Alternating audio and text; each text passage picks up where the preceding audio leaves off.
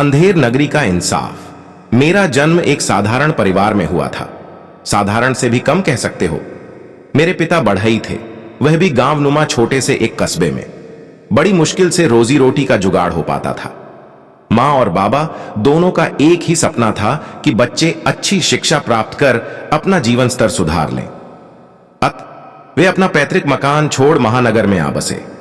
नगर के इस हिस्से में एक नई कॉलोनी बन रही थी और बड़े जोर शोर से निर्माण कार्य चल रहा था। अनेक बहुमंजिला इमारतें बन चुकी थीं, व कुछ बननी बाकी थीं। बाबा को रहने के लिए एक ऐसा प्लॉट मिल गया जो किसी ने निवेश के विचार से खरीद कर उस पर एक कमरा बनवा रखा था ताकि चौकीदारी हो सके। इस तरह रहने का ठिकाना तो मिला ही, खाली पड़ी जमीन की सफाई कर मान ने मौसमी सब्जियां उगा ली, कुछ पेड़ भी लगा दिए। बाबा देर से घर लौटते और कभी ठेके का काम मिलने पर देर तक काम कर वहीं सो भी जाते। हमारे परिवार में स्त्रियों को बाहर जाकर काम करने की इजाजत नहीं थी। मां घर पर ही रहती, घर पर रहकर ही कड़ा परिश्रम करती ताकि बच्चों को अच्छी शिक्षा दिलाने का उनका सपना पूरा हो सके। हालांकि कई बार इसके लिए मां को परिवार वालों के कटु वचन भी सुनने पड़ते थे। मुझे याद है ताऊजी गांव से आए हुए थे। बाबा तो दिन भर काम में व्यस्त रहते, अतः वे मां को ही समझाया करते, बहुत हो चुकी देवाशीष की पढ़ाई, अब उससे कहो बाप के साथ काम में हाथ बटाए ताकि उसे भी कुछ आराम मिल सके। कब तक वह अकेला सबको बैठा कर खिलाता रहेगा? आगे तुम्हें 3 बच्चों की शादी भी करनी है, पता है कितना खर्च होता है बेटी के ब्याह में। मां ताऊजी के सामने ज्यादा बात नहीं करती थीं। वे दबी जबान से मेरा पक्ष लेते हुए बोली, पर देवाशीष तो अभी आगे और पढ़ना चाहता है, बहुत शौक है उसे पढ़ने का। ज्यादा पढ़कर उसे कौन सा इंजीनियर बन जाना है? ताऊजी क्रोध और व्यंग्य मिश्रित स्वर में बोले। उलटे अभी बाप के साथ काम में लगेगा तो काम भी सीख लेगा। ताऊजी के शब्द मेरे कानों में कई दिन तक प्रतिध्वनित होते रहे। पढ़ लिख कर कौन सा उसे इंजीनियर बन जाना है, पढ़ लिख कर। और मन ही मन मैंने इंजीनियर बन जाने का दृढ़ संकल्प कर लिया। मैं हमेशा ही ताऊजी का बहुत सम्मान करता आया हूं। अपनी तरफ से तो वह परिवार के हित की ही सोच रहे थे, लेकिन उनकी सोच बहुत सीमित थी। मुझसे छोटी एक बहन और एक भाई था। बड़ा होने के नाते बाबा का हाथ बंटाने की मुझ पर विशेष जिम्मेदारी थी, पर पढ़ने लिखने का मुझे ही सबसे अधिक शौक था।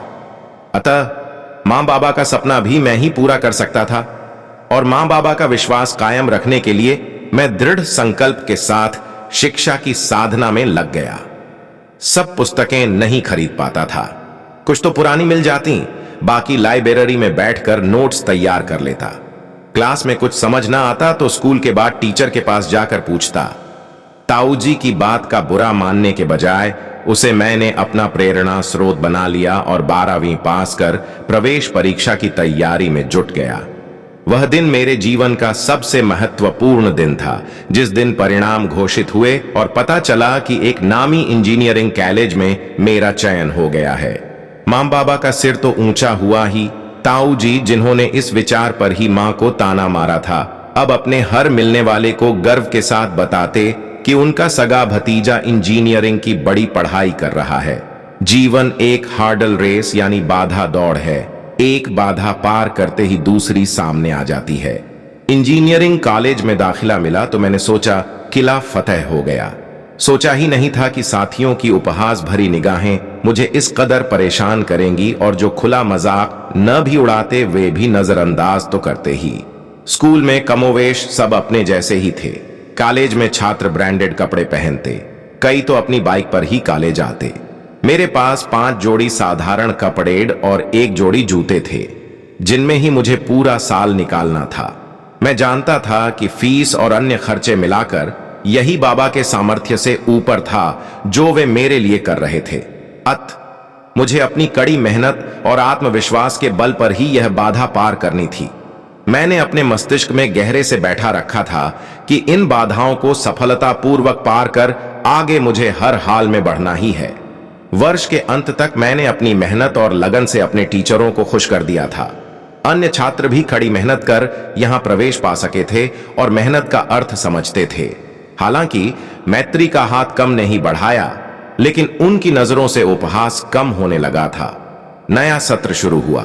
हमारे बैच में छात्राएं थीं। नए बैच में 10 ने प्रवेश लिया था। अब तक कुछ सीमित क्षेत्रों में ही लड़कियां जाती थीं, पर अब माता पिता उन क्षेत्रों में भी जाने की इजाजत देने लगे थे जो पहले उनके लिए वर्जित थे। एक दिन मैं लाइब्रेरी से पुस्तक लेकर बाहर निकला तो देखा कि प्रिंसिपल साहब की सख्त चेतावनी के बावजूद हमारे ही बैच के 4 लड़के रैगिंग करने के इरादे से एक नई छात्रा को घेरे खड़े थे और लड़की बहुत घबराई हुई थी। मैं जानता था कि उन लड़कों में से 2 तो बहुत दबंग किस्म के हैं और किसी भी सीमा तक जा सकते हैं। मेरे मन में फौरन एक विचार कौंधा। मैं तुरंत उस लड़की की ओर यूं बढ़ा जैसे वह मेरी पूर्व परिचित हो और बोला, अरे मनु, पहुंच गई तुम, और उसे बांह से पकड़कर सीधे लड़कियों के कॉमन रूम में ले गया। मैंने रास्ते में उसे समझा भी दिया कि अभी 15-20 दिन अकेले बाहर बिल्कुल मत निकलना। जब भी बाहर जाएं 3-4 के ग्रुप में जाएं। एक बार रैगिंग का ज्वार उतर जाने पर फिर सब सुरक्षित है। अंबिका कभी लाइब्रेरी में मुझे देखती तो खुद ही चली आती किसी विषय की पुस्तक के लिए पूछने। वह मेरे सीनियर होने की हैसियत से मेरा सम्मान करती थी और महज एक मित्र की तरह मेरी तरफ हाथ बढ़ा रही थी। उसके लिए यह बात स्वाभाविक हो सकती है, पर स्त्री पुरुष मैत्री मेरे लिए नई बात थी। मेरे मन में उसके लिए प्यार का अंकुर फूट रहा था। धीरे धीरे मैं उसकी ओर बढ़ रहा था। मैं अपनी औकात भूला नहीं था, पर क्या मन सुनता समझता है इन बातों को? सुनता है बुद्धि के तर्क, और प्यार तो मन से किया जाता है ना। उसमें धन दौलत, धनी निर्धन का सवाल कहां से आ जाता है? फिर मैं उससे बदले में कुछ मांग भी तो नहीं रहा था। यह तो नहीं कह रहा था कि वह भी मुझे प्यार करे ही। सब सपने किसके सच हुए हैं, पर उससे हम सपने देखना तो नहीं छोड़ देते ना। मेरा सपना तब टूटा जब मैंने उसे अनेक बार यशोधर के साथ देखा। यशोधर अंतिम वर्ष का छात्र था। छुट्टी होने पर मैंने उसे अंबिका का इंतजार करते देखा और फिर वह उसे बाइक पर पीछे बैठा ले जाता। जैसे जैसे वे समीप आते गए, मैं स्वयं को उनसे दूर करता गया, जैसे दूर बैठा मैं कोई रोमानी फिल्म देख रहा हूं जिसके पात्रों से मेरा कोई सरोकार ही ना हो। कोर्स खत्म हुआ, मेरी मेहनत रंग लाई। मैं इंजीनियर भी बन गया और कैंपस इंटरव्यू में मुझे अच्छी नौकरी भी मिल गई। मैंने एक बाजी तो जीत ली थी, पर मैं हारा भी तो था। मैंने चांद को छूने का ख्वाब देखा था, बिना यह सोचे कि चांद तारों में ख्वाब ढूंढने से गिरने का डर तो रहेगा ही। यशोधर की तो मुझसे पहले ही नौकरी लग चुकी थी। अंबिका का अभी 1 वर्ष बाकी था और दोनों की बड़ी धूमधाम से सगाई हुई। एक बड़ा सा तोहफा लेकर मैं तहे दिल से उन दोनों को भावी जीवन की ढेर सारी शुभकामनाएं दे आया। प्रेम और वासना में यही तो अंतर है। वासना में आप प्रिय का साथ तलाशते हैं। शुद्ध निर्मल प्रेम में प्रिय की खुशी सर्वप्रिय होती है, जिसके लिए आप निजी खुशियां तक कुर्बान कर सकते हैं। और मैं देख रहा था कि वह यशोधर के साथ बहुत खुश रहती है। यूं कहना कि मैंने अपने प्रेम को दफना दिया था सही नहीं होगा। दफन तो उस चीज को किया जाता है जिसका अंत हो चुका हो। मेरा प्यार तो पूरी शिद्दत के साथ जीवित था। मैं चुपचाप उनके रास्ते से हट गया था। सगाई के बाद तो उन दोनों को साथ साथ घूमने की पूरी छूट मिल गई थी।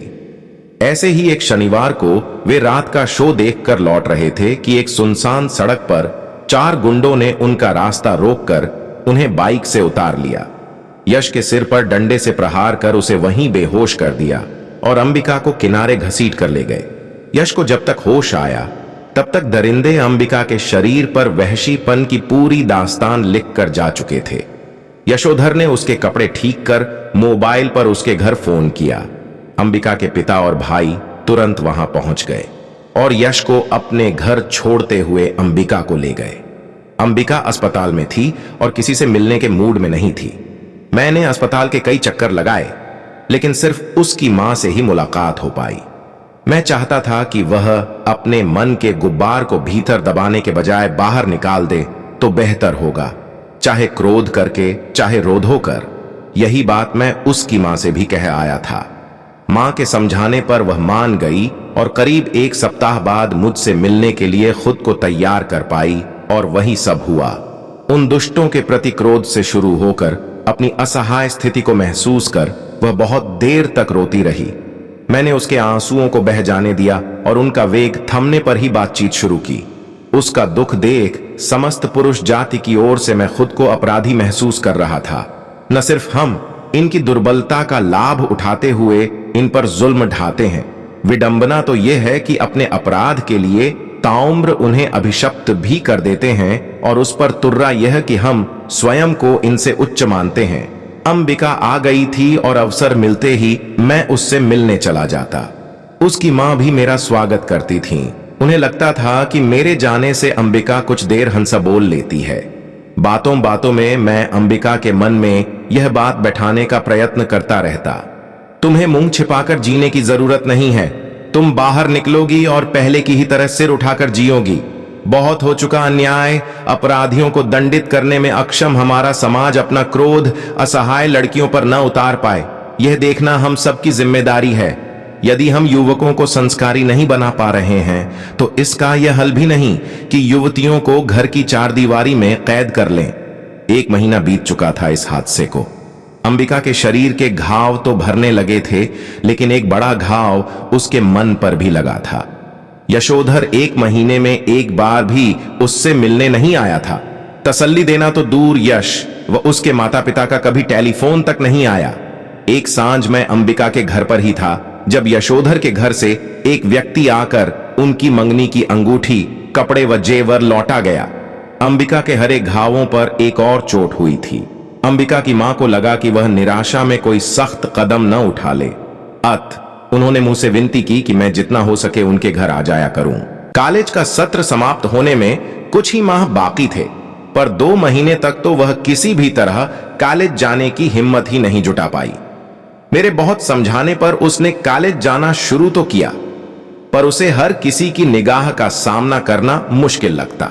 मुश्किल से कॉलेज तो जाती रही, लेकिन पढ़ाई ठीक से न हो पाने के कारण परीक्षा पास न कर सकी और उसका साल बर्बाद हो गया। अंबिका से मेरे विवाह की 5वीं वर्षगांठ है और हमारी एक प्यारी सी बिटिया भी है। मैंने उस पर कोई दया करके विवाह नहीं किया। आप तो जानते ही हैं कि मैं उसे हमेशा से ही चाहता आया हूं। मैत्री भाव उसके मन में भी था। हर रोज मिलते रहने से, कष्ट के समय उसका साथ देने से उसका झुकाव मेरी ओर बढ़ने लगा था। 2 वर्ष बाद विवाह हुआ था हमारा, लेकिन उसके बाद भी लगभग 3 वर्ष लग गए मुझे उसके मन से उस रात का भय भगाने में। रात को चीख कर उठ बैठती थी वह। उस दौरान उसका बदन पसीने से तरबतर होता। क्या उन दरिंदों को कभी यह सोचकर अपराध बोध होता होगा कि पल भर की अपनी यौन तृप्ति के लिए उन्होंने एक लड़की को सिर्फ तन से ही नहीं, मन से भी विक्षिप्त कर दिया है। पर मैंने भी धीरज बनाए रखा और उस दिन का इंतजार किया जिस दिन तक अंबिका के मन में स्वयं ही मेरे लिए नैसर्गिक इच्छा नहीं जागी। एक बात का उत्तर नहीं मिला आज तक। अपराध तो पुरुष करता है, पर उसे दंडित करने के बजाय समाज एक निरपराध लड़की की पीठ पर मजबूती से सलीब ठोंक देता है, जिसे वह उम्र भर ढोने को मजबूर हो जाती है। अपराधी खुला घूमता है और पीड़िता दंड भोगती है। इसे अंधेर नगरी का इंसाफ कहा जाए या सभ्य समाज का, कौन देगा इसका उत्तर?